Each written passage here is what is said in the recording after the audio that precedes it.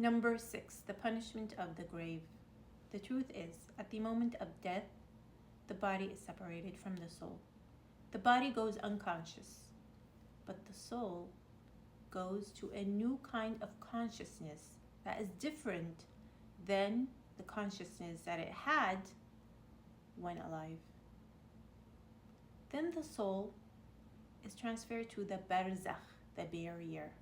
The meaning of a barrier is that the barrier separates two things, two seas, life and death, consciousness and unconsciousness.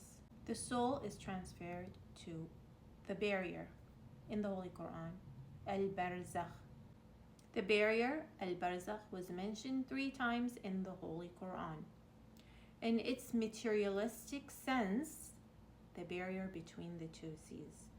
In chapter 25:53, and it is he who merged the two seas, this one sweet and drinkable, and the other salty and bitter.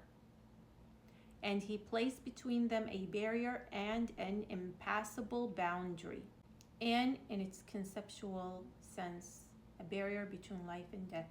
In chapter 23, verses 99 to 100, until when death approaches one of them, he says, "My Lord, send me back, so that I may work righteousness in what I neglected." By no means, it is just a word that he utters. And behind them is a barrier until the day they are resurrected. The soul is conscious of the barrier, al-barzakh. In chapter 6, verse 93, if only you can see the wrongdoers in the floods of death, while the angels with arms outstretched give up your souls. Today you will be repaid with the suffering of shame for having said about God other than the truth.